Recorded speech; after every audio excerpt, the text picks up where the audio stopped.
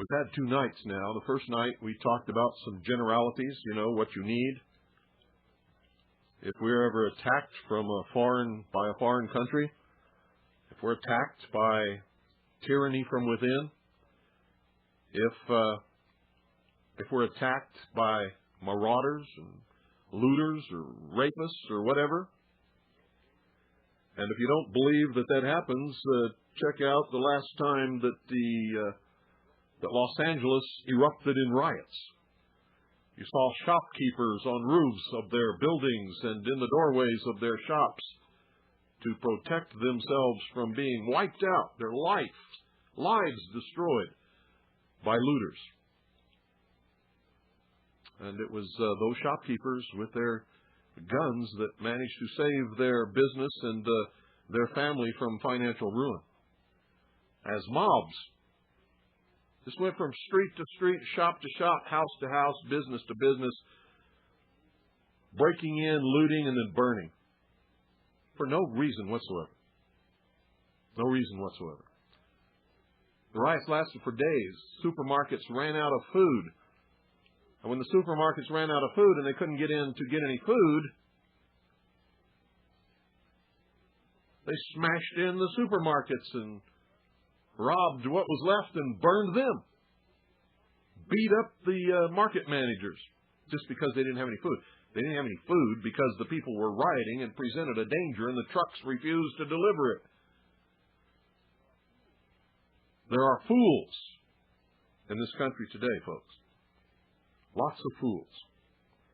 And they're not of any one particular color, ladies and gentlemen, because if you were watching the television screen as closely as I was, the looters weren't just black. There were white looters and Hispanic looters and Oriental looters.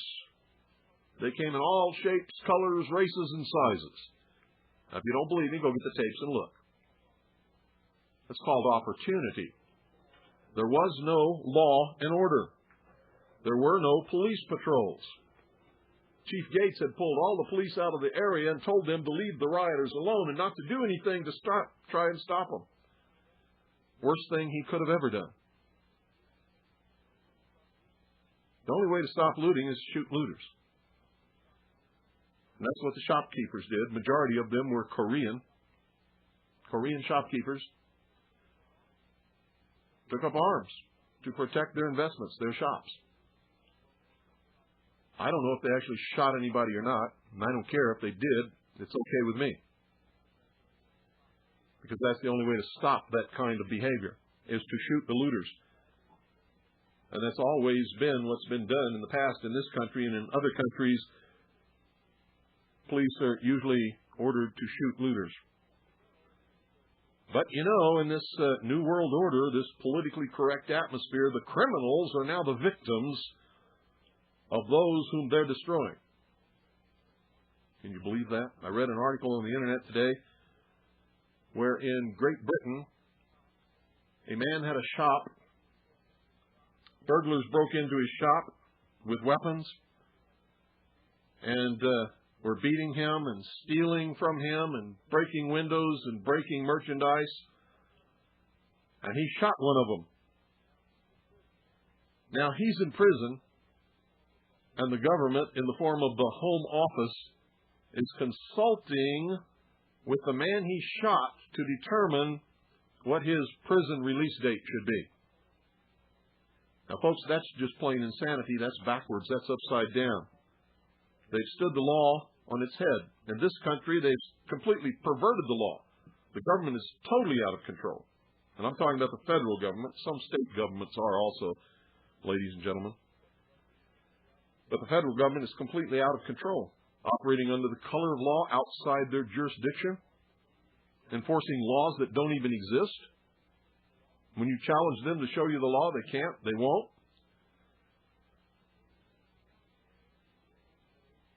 Many, many examples of that. For years. For years. They would break down doors with no search warrants, seize property, confiscate bank accounts, cars, land, homes. recreation vehicles, and never charge those people with a crime and never return their property. Today, on the suspicion that you're a drug dealer, just on the suspicion, they can seize all your property, all your bank accounts, everything that you own, and the police department can keep it or keep the proceeds when it's auctioned off. Police departments, sheriff departments, federal agencies, whatever. So if you've got corrupt police officials and they covet your property, somebody in the middle of the night is liable to plant a little packet of cocaine or something on your property without your knowledge. All of a sudden you're a dope dealer and you lose everything. Well, the only remedy for that, folks, is to protect yourself. Defend yourself. And that's what we're talking about tonight. Defending ourselves against tyranny. We're not talking about attacking anyone. We're talking about defending ourselves against tyranny. We're talking about being able to fight against an enemy invader. And if we don't do something about communist China and the new turn that Russia has taken, one of these days we're going to have to do that. We're talking about defending ourselves against a government gone mad that comes against us to disarm us. In other words, they throw the Constitution in the trash can, ignore the second article and amendment, and come to disarm the citizens of this country. In which case, we have to fall back upon the second article and amendment and our duty to restore constitutional Republican government. Which means at that time, during open warfare, we will take the offensive, and we must be able to do that. We must be able to fulfill our duty as the militia. If you think that's radical, read your state constitution, read the Constitution for the United States and the Bill of Rights, then read the United States Code concerning the militia and your state laws concerning the militia, and you'll find out that most of you listening, no matter where you are already members of the militia and are obligated to protect and defend the Constitution of your state and of the United States of America against all enemies, foreign and domestic.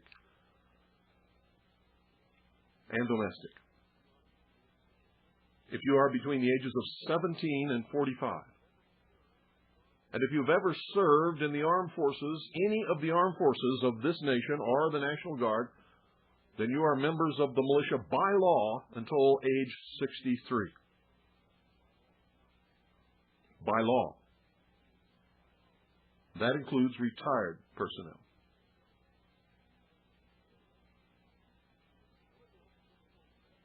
Nobody else has ever told you that. Nobody else ever would, and you'd never know it if you hadn't listened to this broadcast or visited our website at williamcooper.com.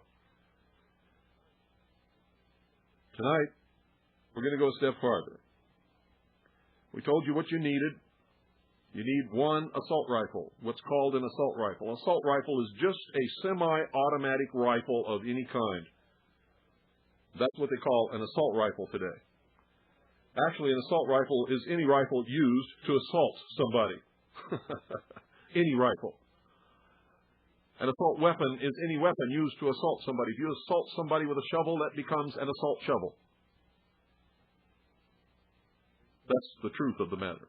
They use these terms to demonize certain weapons and certain people. Nothing is an assault weapon until it is used to assault somebody. And that's the truth. But generally what they call today an assault weapon is any semi-automatic rifle. You need a semi-automatic rifle for short-range fighting. The construction of a semi-automatic rifle does not make it accurate at long ranges. Now, there are some exceptions to that rule. Some semi-automatic rifles have been accurized for match performance. And those rifles are extremely accurate out to some pretty hefty ranges. But most off-the-shelf semi-automatic rifles are not accurate at long ranges, and you wouldn't want to use them for that. They're good for anywhere from you out to about 300 yards. Out to about 300 yards. That's generally the maximum accurate range that you can use a semi-automatic weapon. There are some, very few, but there are some semi-automatic weapons that you can take off the shelf and still get reasonable accuracy out to about 500 yards. For long-range shooting, you need a bolt-action rifle. A bolt-action rifle. Minimum of .30 caliber if you want that bullet to do any damage when it hits. Minimum .30 caliber. .30 caliber includes .308, includes 30, 30 anything.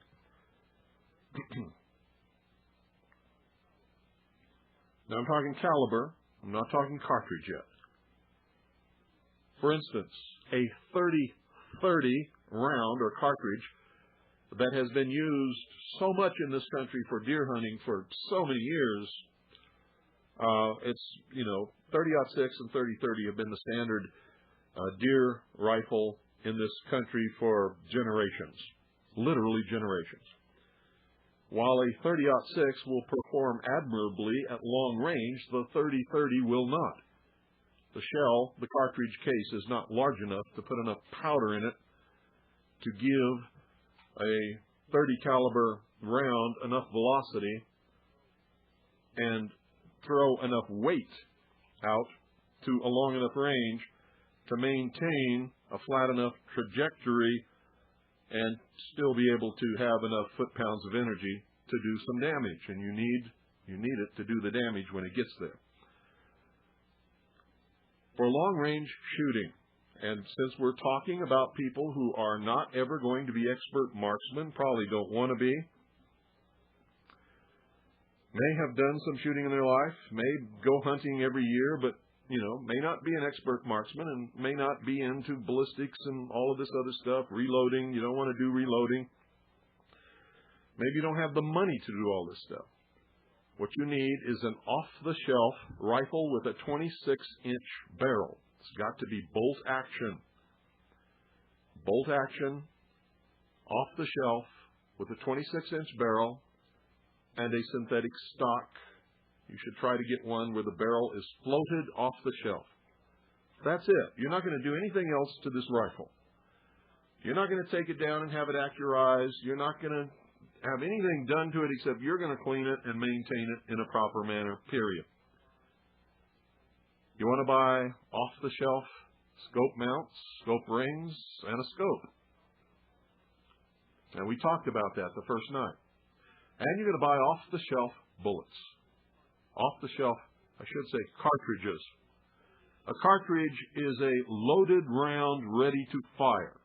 They generally come in boxes that hold 20 rounds. You're going to buy off-the-shelf cartridges for your rifle.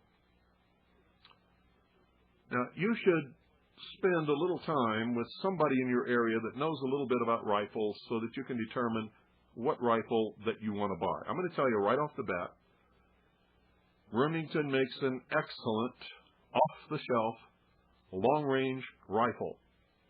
Now, it's not the best, and you're not going to compete in any matches and win with it unless you do some custom work to it. But right off the shelf, it will suffice for what we're doing. And you can get it in a 26-inch barrel. Also, Remington makes a varminter rifle that you can get in a 26-inch barrel at the lesser calibers. Okay? You can get a varminter in .308. It's a good rifle. The barrel is floated. It's bolt action. Has a good synthetic stock on it. And it's pretty accurate for an off-the-shelf rifle. Sendero, you can get that in the higher calibers. Winchester makes the model 70, which also you can get in a 26-inch barrel. It's a pretty good, accurate rifle. Now, there are other manufacturers that make good rifles. So I'm not just limiting your choice to these two manufacturers. I am not advertising Remington or Winchester. In fact, if you were to ask me personally, I would tell you don't ever buy a Winchester made after 1964. I don't care what they call it. But still, the Model 70 is a reasonable choice if that's what you want to get. Savage makes some good rifles. Ruger makes some excellent rifles. So just because I just mentioned a couple, it's due to time restraint, and I don't want to get into the good or the bad of all of these different manufacturers. Here's what you need. You need to take that rifle, whichever one you chose, mount your scope, take your cartridges, whichever ones you decide that you're going to use. Now, once you decide on a cartridge, folks, and you might want to try a few different brands before you settle upon what you're going to use in your rifle, because you'll find that different rifles like different brands and different loads, and sometimes even different bullets to get better accuracy. Fire several different brands and several different types, but try to stick to a pointed tip bullet with a boat tail. It can be a hollow point boat tail. It can be a soft point boat tail. It can be a Spitzer full metal jacket Spitzer boat tail. It can be any of those. Just make sure that you've got a pointed tip and a boat tail. And if you're shooting .308, you should stick to around 168 grains. You can go up higher than that if you want to. But see what it does to your trajectory table also. But you watch. Fire these different rounds in 5-round groups at 100 yards, and you'll see that some bullets make tighter groups and are more accurate than others. You want to choose the bullet or the cartridge that is the most accurate for your particular rifle, and then don't ever change again, period. Because the key to what I'm teaching you is consistency. And you can only be consistent if you're firing with the same rifle, with the same scope, with the same cartridges all the time. You have to learn what that rifle is capable of. You have to learn how to use your scope. You have to learn what that cartridge will do consistently in that rifle at different ranges all the time. Okay? You need good trajectory tables. If you have a computer, I suggest you get a ballistic program. They're all over the internet. Do a search on Google for ballistics, and you're going to find all kinds of different ballistic programs. Choose the one you like the best, buy it, and use it. You might want to go to some of the firearms forums and ask around and find people what they use and what they think is the best. Get what's best for you. Learn to use that ballistics program. If you don't have a computer, you don't need a ballistics program, because you can get your trajectory tables, which will include velocity, ballistic coefficient, bullet height above line of sight or below line of sight, velocity, energy in foot-pounds at different ranges, your Taylor index, wind drift, time of flight. You can even get minute of angle adjustment tables for your scope from your scope manufacturer. But write to or call the company that makes the cartridges that you've decided to use, and they will tell you how to get a hold of all of the tables that you need for that cartridge for the length of barrel for your rifle. And they'll help you. Get those tables and use them. Now, it's best to have your tables in 25-yard increments if you want to really see what that cartridge is going to do. Now, remember, the way they test those cartridges in the factory and get their tables is from firing in a locked-down barrel that doesn't move with recoil. Now, if the barrel doesn't move with recoil, that means what normally would be spent on you, on your shoulder as recoil, is still behind the bullet. So their velocities are going to be a little bit faster than what you're going to actually get with a rifle against your shoulder, because you can't keep that rifle from pushing your shoulder back. I don't care how strong or tough you think you are. You can't do it. The only way to do it is lock it down in a table that is securely fastened to the floor, that is solid and rigid and won't move. Okay? Some bench rest shooters do that stuff, but you're not going to do it. No way. You're going to be out fighting a war. You're not going to be carrying bench rest tables around with you. At least I hope you're not. If you are, you're not going to live very long. Now, I'm going to talk about my rifle tonight because I know about my rifle, and you're going to use tables for your rifle. And no matter what rifle I pick, it's going to be different from a lot of the rifles that a lot of you have. So it doesn't make any difference. What I do is I have memorized what I need to know for my particular rifle. And I can change the zero on my rifle anytime I want to, simply by dialing in the new zero into my scope. And you'll learn to do that at some point later in this series of broadcasts that we're going to do on shooting, and they may not always be in a row. In other words, we may not have another broadcast on shooting for a week or two. So pay attention. Okay? My rifle is a .375 H&H Magnum Ackley improved, which means I can't buy cartridges off the shelf. Nobody makes them, to my knowledge. Somebody might, but if they do, I don't know about it. And I wouldn't do that anyway, because I'm a reloader, and I like consistency. And I know that unless I do everything absolutely perfect and weigh everything and only accept bullets within a certain weight limit and cartridges that are, perfectly trimmed to put my bullet at a certain place,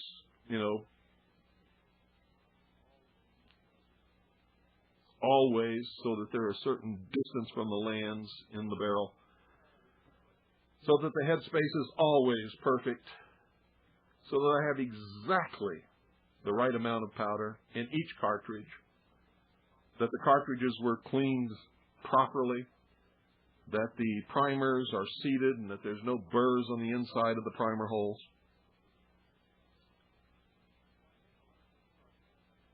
And so I make my own cartridges.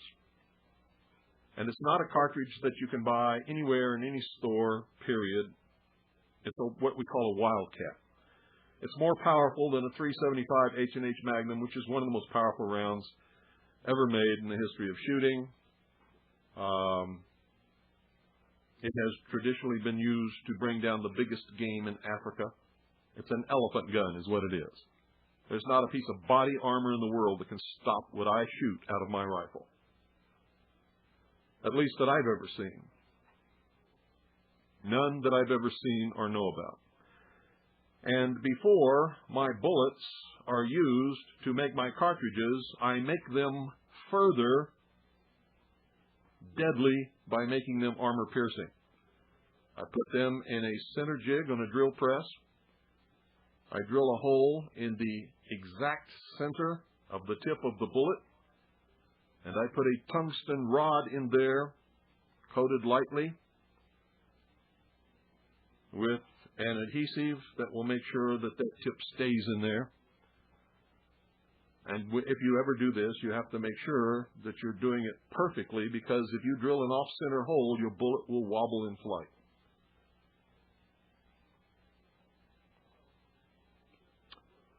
So, even if there were a piece of body armor in the world that might stop a .375 H&H Magnum Ackley improved 300 grain Spitzer boat tail bullet, when I get through with it, there's not. In fact, this bullet, when I'm through with it, will do just about the same thing as a 50 caliber bullet will do, except it doesn't have the range. It doesn't have the range of a 50 BMG. Now, just to give you an example, when I fire this bullet, it's a 300 grain bullet. That's a big bullet, believe me.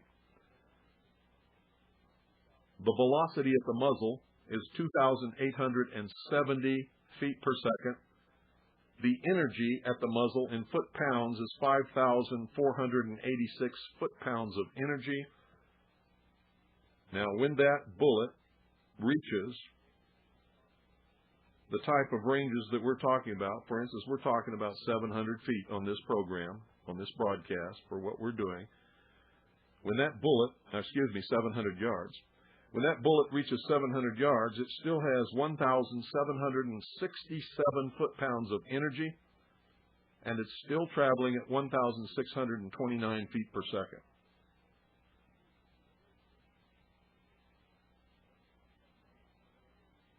That's some heavy-duty stuff. Now, the whole thrust of me telling you this is just to give you some idea of what you're capable of doing if you want to do it, and to make sure that you understand what all this is all about. Let's not mince words, folks. Firearms were invented to do two things: kill animals, to put meat on the table, and to kill people in time of war. Now, killing people in time of war also includes defending yourself against attack. Defending yourself against attack. In other words, guns were made to kill. Period. That drives some people up the wall, but it's the truth. It levels the playing field, which is why the Founding Fathers gave us the right to keep and bear arms in the second article in amendment, because a people without guns facing an enemy or a tyrant with guns are helpless, are enslaved, are killed, are wiped off the face of the earth. Just think how different history might have been written if the Jewish people in Europe had not had an aversion to owning and using firearms. Just think what would have happened if the Jewish people had banded together to defend themselves against what Nazi Germany brought against them. Now, if you think that might not have changed the course of history, study what happened when just a handful of Jews in the Warsaw Ghetto took up arms against their German captors, and Germany, Nazi Germany, had to divert 3 entire divisions of troops to put down the Warsaw Ghetto uprising. 3 divisions.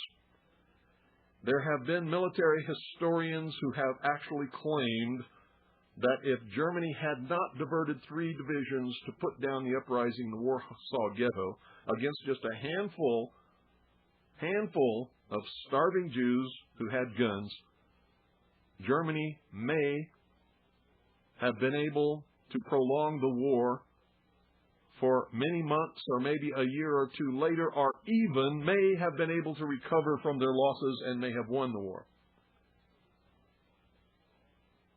So this is not far-fetched at all, it's the truth. They may have been able to engage the Germans on another front and cause the war to end years earlier. Because remember, the persecution of the Jews started in the 30s. If the Jews had resisted with the force of arms during the 30s, before World War II even started, there may never have even been a World War II.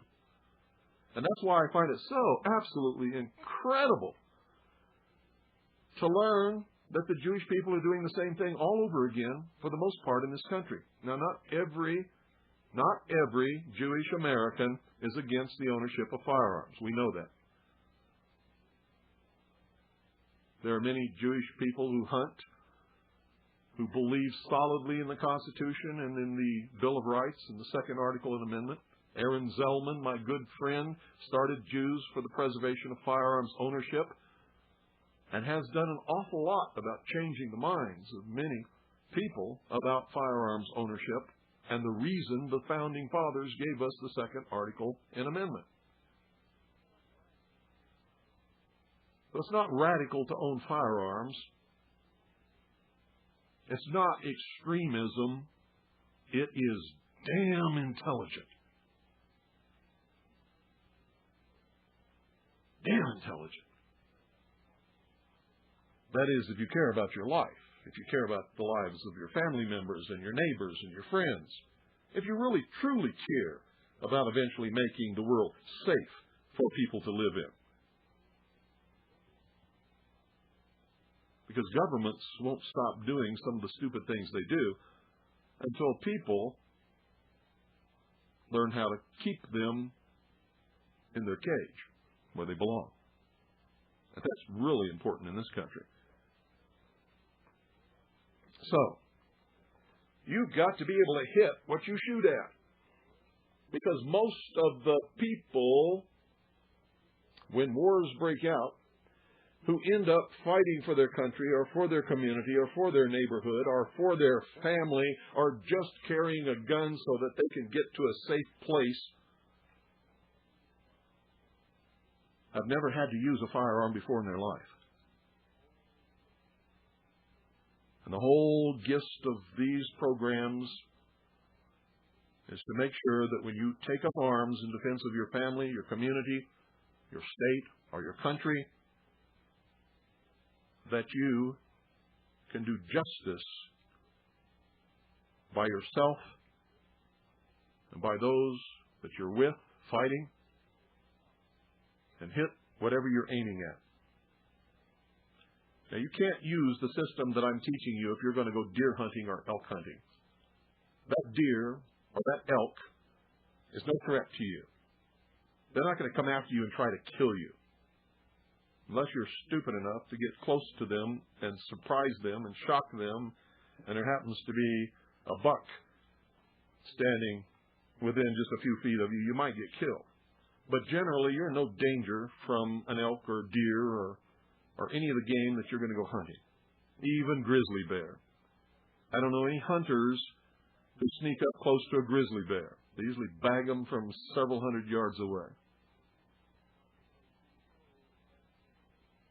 So you owe that animal that you're going to kill the decency and the respect to put a shot in the right organ to kill that animal quickly so that it doesn't suffer. The method that I'm teaching you is just to hit your target, which means most of the time you're probably just going to wound your target and put that man out of action so that he cannot come and hurt you or your family or your community or your fellow patriots or your militia or your army unit.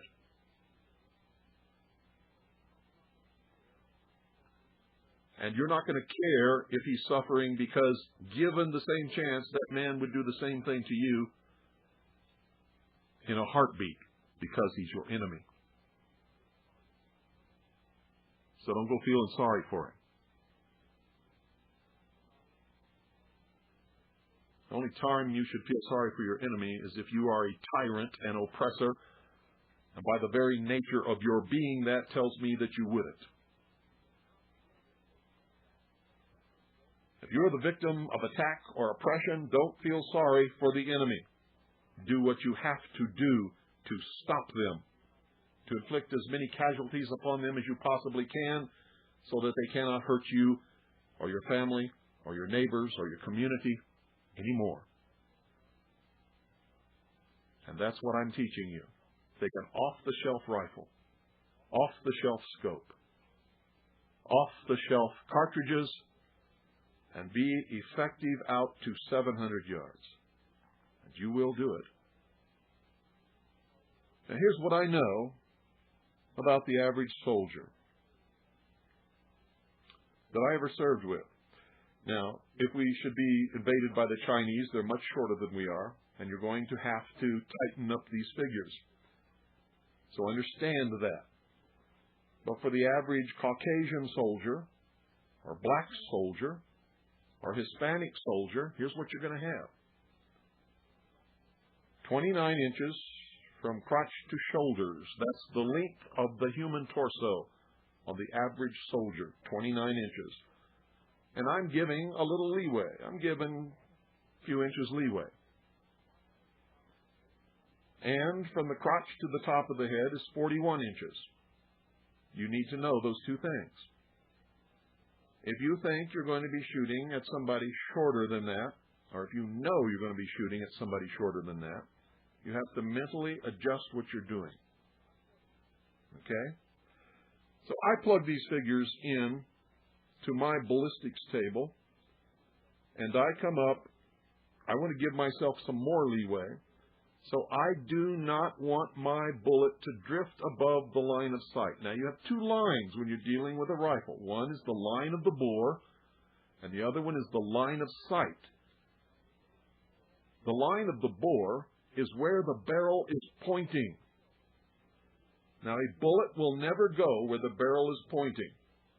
It will go toward that direction until it leaves the end of the barrel, and then it will begin to fall. So the farther away you want to hit a target, the higher you have to lift the barrel. In other words, you're going to lob your bullet in a parabolic arc that's going to come out the end of the barrel, travel up, just like an outfielder throws a baseball to home plate. Have you ever seen that? He doesn't throw it straight at the catcher. If he did, it would never get there. At least not in time. He throws it up so that it goes in a parabolic arc up through the air till it reaches a zenith point, and then it begins to come back down, and hopefully, if his brain has computed it correctly, it will drop right into the catcher's mitt. If not, the catcher begins to compute, and the catcher gets under the ball and puts his mitt in front of it and catches it, if it's within a distance where he can do that. Now, believe me, ladies and gentlemen, when you're firing a rifle, your target is not going to try to get under that bullet. Just the opposite is going to occur. If the target knows that you're shooting at him, he's going to try his best to get out of the way of that bullet, or in a position where the bullet can't hit him. So, you have to know what you're doing. Now, my table right now is figured for 0 wind drift. Right now, because on another program we're going to talk about what to do if the wind is blowing. Right now, we're not going to have any wind right now. Okay? Also understand that very seldom are you ever going to find absolutely windless conditions. And that's another reason why you want to zero your rifle at 25 yards. Because even if there is wind, unless it's quite a bit of wind, the wind has very little or no effect on a bullet out to 25 yards, especially a .357 300 grain Spitzer boat tail. And I could crank some windage in here and show you that, because the computer will tell me that it's 0 at 25 yards generally. And when it starts to have an effect, it's going to be very little, fractions of an inch. And I know this because I've done it, and I've fired in wind many times. The farther away from the target you are, the more effect the wind is going to have on your bullet, no matter what the bullet is. But the heavier bullets and the more streamlined bullets with the higher ballistic coefficients, the wind will have less of effect upon that particular bullet, especially if it's traveling at a high velocity. Okay, here we go. Here's what I plugged into my equation here. Hornady, 375, 300 grain, boat tail, Spitzer, bullet. Muzzle velocity, it's actually a boat tail soft point bullet. Muzzle velocity, 2,870 feet per second. I know that my bullets consistently deliver that velocity, my cartridges, I should say, consistently deliver that velocity, because I consistently, every once in a while, will check to make sure with a chronograph. We're not going to talk about what a chronograph is tonight. The bullet weight's 300 grain, 357 caliber. That's 375 caliber. That's 0.375 thousandths of an inch. Ballistic coefficient is 0.46. Angle of departure, 0. Height of sight above the bore in inches. And I measure from the center of the bore of the barrel to the center of the line of sight in the scope is 1.75 inches. Range to present 0 is 550 yards. Range increments that's going to be printed out on my table is 25 yards. Starting range of 0, that's where I'm standing. And I'm going to end the range at 2,000, just so that I can see the parabolic arc of my bullet. Crosswind speed, 0.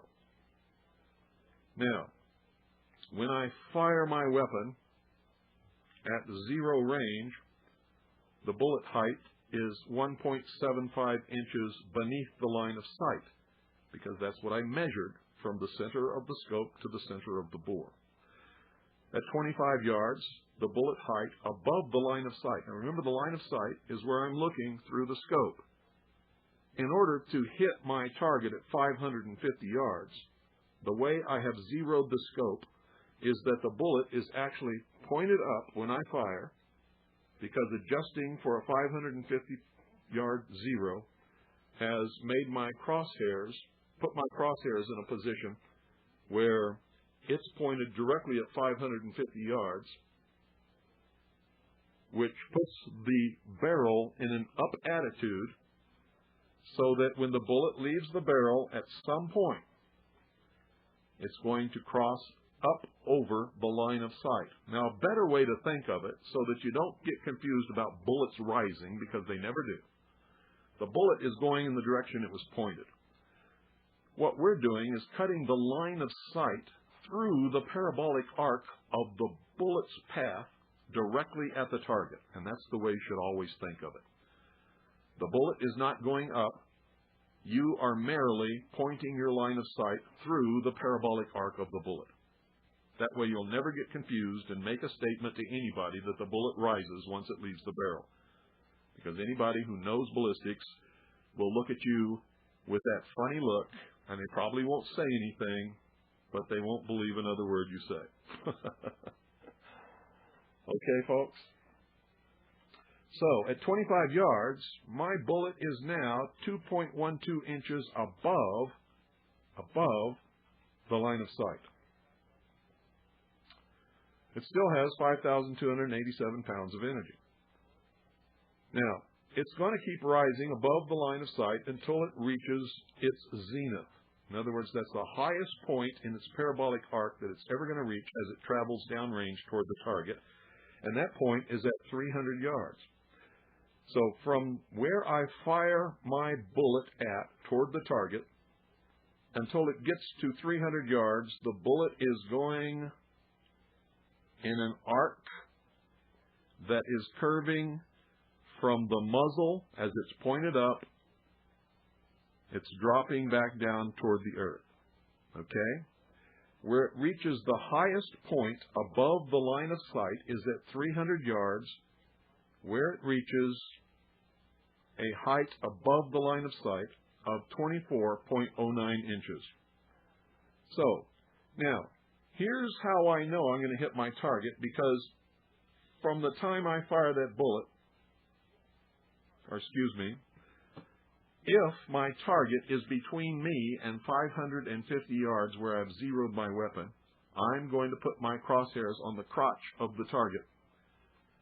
I don't care about hitting him at any particular point. I just care about hitting him. And I don't particularly want to kill anybody. But if a man's wounded, he's out of action, and he's certainly not going to come and kill me or anybody else, not for quite a while. And the more enemy soldiers you wound and put out of action, the more personnel they have to devote to take care of their wounded. And so more of their people have to come out of action in order to be able to do that. If you kill somebody, they just leave them lay there. Nobody comes out of action to take care of dead men. Okay? Also, if you just wound people when the war is over, they can get patched up and then go back to their families, which kind of makes me feel good. I hope that happens to everybody. But I also hope that our enemy gets put out of action and stays out of action. And if they come back, I hope they get put out of action again and that they stay out of action. But after Vietnam, folks, I don't particularly ever want to kill anybody. If they force me to, I will. But I don't want to. And nobody should ever want to. That's why there's something sick about people who volunteer to be snipers. They're sick people.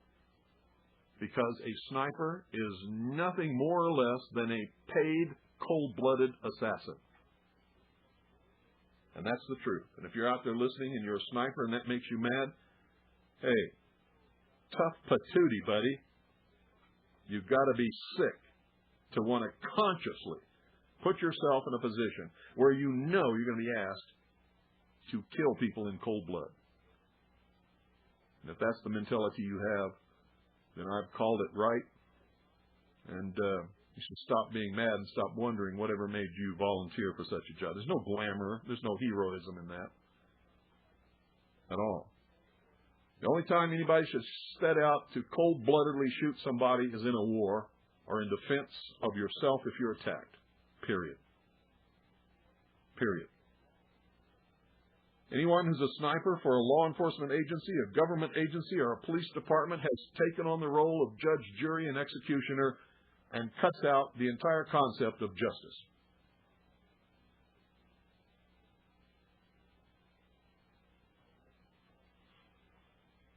If you don't like that, that's tough. It's the truth. Cold, hard truth. So here we go.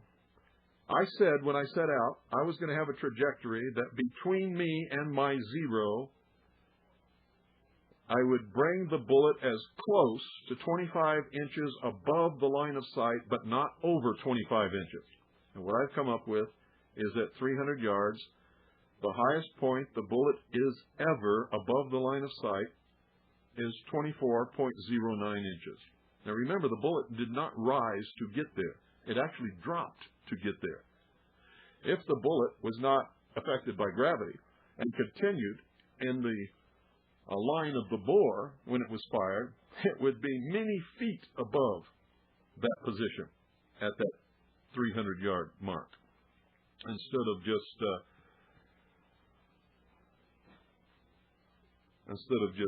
24.09 inches. Okay, now from 300 yards, from that point, the bullet is going to go back down toward the line of sight. It's dropping all the time. It's been dropping ever since it left the muzzle of the barrel. It never rose to get to that point. The line of sight, remember, is cutting through the parabolic arc of the bullet. So, if I place my crosshairs on the crotch of a man who has a torso 29 inches in length, I'm going to hit that man in no wind conditions. I'm going to hit him. No problem whatsoever every time I fire my rifle. Now, I'm a good enough shot, folks. I'm an expert marksman with a rifle. There's not too many people who can shoot a rifle better than I can. There are some, but not many. And the difference in our groups on a target at the same range isn't enough difference that it would make any difference. If I wanted to hit my target in the heart at 550 yards or 300 yards or 700 yards, I would hit him in the heart. Okay? And there are many people who can do that.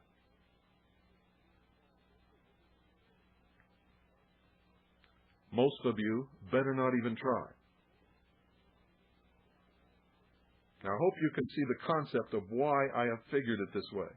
I don't have to memorize anything from me to 550 yards. I do have to remember that my zero is 550 yards. And when I get real close to my zero, I don't have to hold under anymore. I can put the crosshairs wherever I want, and that's where my bullet's going to hit. Now, most of you with an off-the-shelf rifle are not going to hit exactly where you're aiming at that range. But if you're shooting like I'm teaching you to shoot, you will hit somewhere in the torso. And that's what you want to do, and that's why I'm teaching you this. Now, once the bullet goes beyond 550 yards, where I zeroed my rifle, now I have to shift my point of aim. And all I have to remember is this, folks. With my particular rifle, beyond 550 yards, all the way out to 650 yards, I shift my aim point to the hollow of the neck, directly in line with both shoulders. Because after 550 yards, my bullet begins to drop below the line of sight. At 575 yards, for instance, the bullet will hit 5.47 inches below where my crosshair is placed at the hollow in the throat between the two shoulders. At 600 yards, it will hit 11.61 inches below that point. At 625 yards, it will hit 18.44 inches below that point. At 650 yards, it will hit 26 inches below that point. And then I have two more places, or two more points that I have to remember. Okay? So here's all I have to remember. My zero is 550 yards. Between me and 550 yards, I place the crosshairs on the crotch of the individual I'm shooting at. At 550 yards, if I want to, I can put my crosshairs anywhere, and that's where my bullet's going to fall. Beyond 550 yards, out to and including 650 yards, I want to put my crosshairs on the hollow point of the throat between the two shoulders.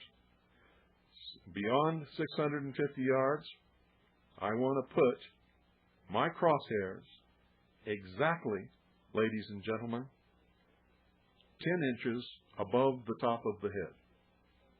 And that's it. That's it, because our limit of where we're going to shoot is 700 yards. And at 700 yards, the bullet drops 43.45 inches. Okay?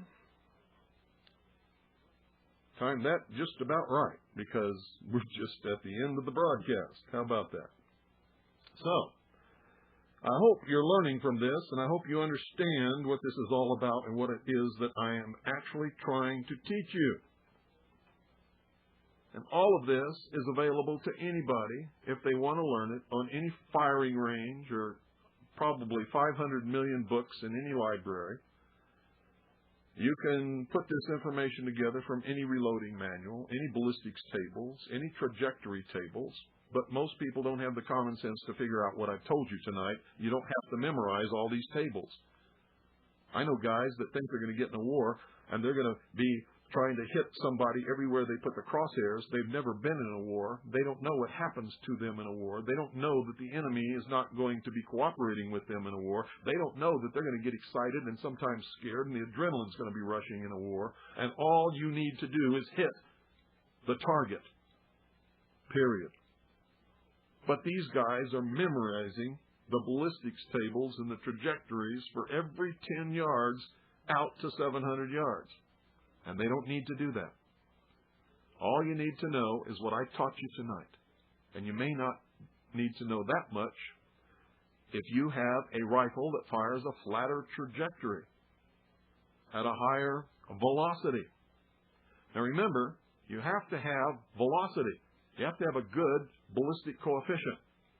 And you have to have a bullet that weighs enough to deliver a lot of foot-pounds of energy when it hits the target. Whatever you get and whatever you use. And last but not least, it doesn't do any good at all if you don't hit the target. So what I've taught you is a surefire way in absolutely no win condition to hit your target every single time you pull the trigger. And once you hit the target, get the hell out of there. And I mean, like right now. Remember, in a war that we're going to be forced to fight as civilian militia, you should never fire more than 2 shots from the same position, and you better fire them rapidly, one behind the other. And then move quickly. Get out of there fast. Good night, folks. God bless each and every single one of you. Good night, Annie Pooh and Allison. I love you.